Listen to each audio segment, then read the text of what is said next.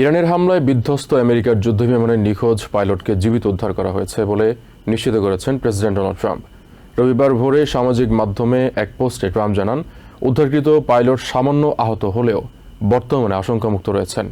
এই উদ্ধার অভিযানকে অন্যতম দুঃসাহসিক অভিযান হিসেবে বর্ণনা করেন তিনি। নিউ ইয়র্ক টাইমস জানিয়েছে, সিআইএর গোপন সহায়তায় পাইলটকে উদ্ধার করা হয়েছে।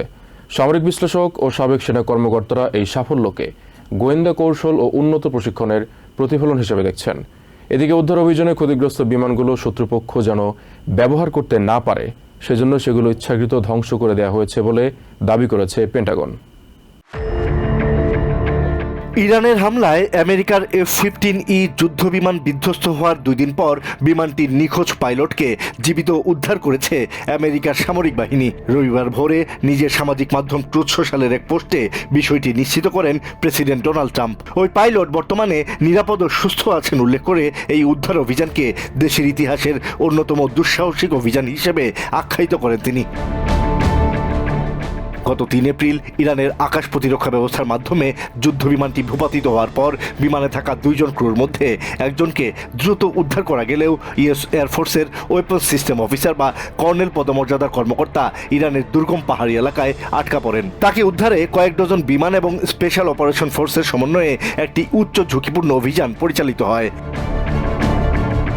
সংশ্লিষ্ট কর্মকর্তাদের বরাত দিয়ে ওয়াশিংটন পোস্ট বলছে, ইরানের বাহিনীকে ধোঁকা দেওয়ার জন্য একটি চতুর পরিকল্পনা করে আমেরিকার গোয়েন্দা সংস্থা সিআইএ। তারা এমনভাবে খবর ছড়িয়ে দেয় যাতে মনে হয় ওই কর্মকর্তাকে এরই মধ্যে খুঁজে পাওয়া গেছে এবং তাকে স্থলপথে সরিয়ে নেওয়া হচ্ছে। এই মিথ্যা খবরে বিভ্রান্ত হয়ে ইরানের তল্লাশি দলগুলো ভুল দিকে খুঁজতে শুরু করে। এই সুযোগে আসল জায়গায় থাকা আমেরিকার উদ্ধারকারী দল ওই কর্মকর্তাকে খুঁজে বের করার জন্য বাড়তি সময় পায়। সাবেক সেনা কর্মকর্তা ব্রেন্ডন কার্নি বলেন, এই ধরনের উদ্ধার অভিযান খুবই ঝুঁকিপূর্ণ। ভিয়েতনাম যুদ্ধের সময় এই ধরনের অভিযানে সাফল্যের হার খুবই কম ছিল, কিন্তু আমেরিকা এবার এটি করে দেখিয়েছে। I guarantee you, for all the times that we've attempted to do this in the past, particularly in Vietnam, success rates are usually very, very low, but this is something we can celebrate. US central কমান্ডের সাবেক প্রধান অবসরপ্রাপ্ত general Frank ম্যাকেনজির মতে, এই সফলতা আমেরিকার সামরিক বাহিনীর দীর্ঘদিনের প্রশিক্ষণ এবং কাউকে ফেলে না আসার ঐতিহ্যের প্রতিফলন। পাশাপাশি এটি ইরানের জন্য একটি বড় শিক্ষা বলেও অভিহিত করেন তিনি। আরেক প্রতিবেদনে নিউ ইয়র্ক টাইমস জানায়, উদ্ধার হওয়া কর্নেল শুধুমাত্র একটি পিস্তল নিয়ে দুর্গম পাহাড়ের খাঁজে লুকিয়েছিলেন এবং আহত অবস্থায় তিনি প্রায় 7000 ফুট উঁচু পাহাড় বেয়ে উঠেছিলেন।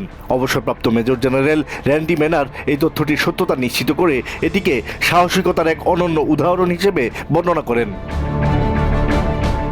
ইউএস এয়ারফোর্সের সাবেক special operations commander Glenn Ignazio উল্লেখ করেন, পাইলটরা যখন ইজেক্ট করেন তখন তাদের কাছে শুধুমাত্র একটি পিস্তলই থাকে। সাবেক সিআইএ কর্মকর্তা মার্ক পলিমারোপোলস এই অভিযানকে সামরিক শক্তি এবং গোয়েন্দা তথ্যের এক অসাধারণ সমন্বয় হিসেবে বর্ণনা করেন।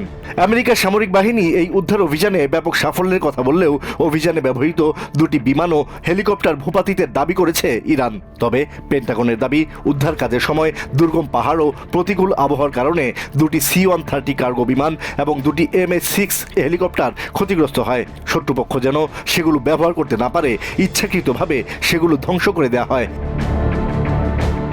Asad real, TVN 24 news desk. New York থেকে সম্প্রচারিত TVN 24 টেলিভিশন বিশ্বজুড়ে বাঙালির কণ্ঠস্বর।